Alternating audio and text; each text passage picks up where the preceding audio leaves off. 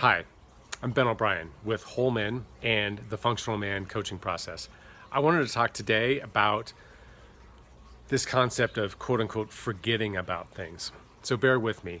I was listening to the radio this morning. There was someone speaking about John McCain and his experience as a prisoner of war in Vietnam. The person said that he was always struck by Senator McCain's willingness to talk about those events.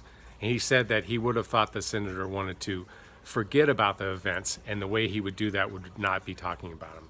So think about that on its face. This is an event that shaped this human being's life, Senator McCain's. He was a prisoner of war, went through terrible mistreatment for many months. Is there any way that we think that could actually be a memory that he could erase from his brain? Just not how the brain works. How the brain does work is by engaging in our memories, giving meaning to them, seeking out a new purpose in our life, and putting those things into context and thinking about it in a healthy way. What that allows us to do is those things are now things that have happened to us in the past. The other way that people commonly think about it, this quote unquote forgetting about them, like by not engaging them, this is one of the original steps in post-traumatic stress disorder. And this process where we have these memories that keep recurring, create a lot of stress and health issues in our lives. So here's my challenge, is to think about things in another way. We're not going to quote unquote forget about things by not thinking about them, by denying their impact on us. But what we can do is engage in healthy ways. One of the things the easiest way to do that is just to talk about our feelings about those events.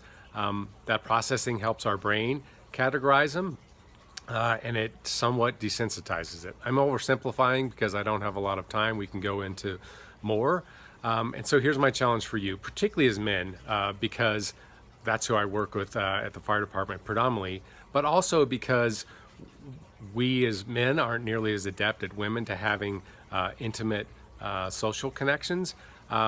But also as women, this totally involves you, is think about the top three things or five things that you want to forget or that you avoid talking about, but that weigh on you, so unpleasant things in the past, and then purposely seek out someone to talk to them about. I'd encourage you to find someone other than your spouse or significant other. One, to de-escalate a little bit, put a little less weight on that relationship.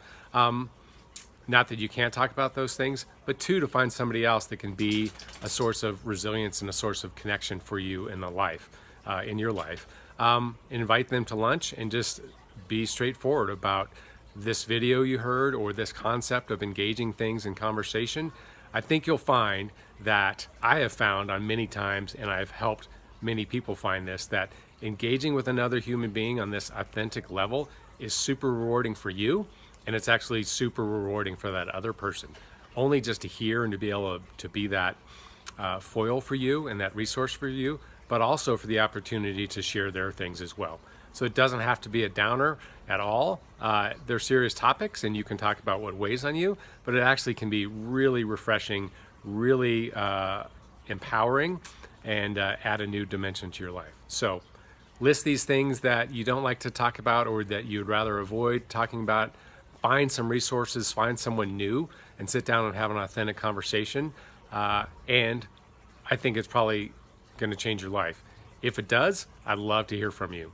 You can contact me on The Functional Man on Instagram. I'm also on LinkedIn under Ben O'Brien. I would love to hear your feedback, and great luck. Be well.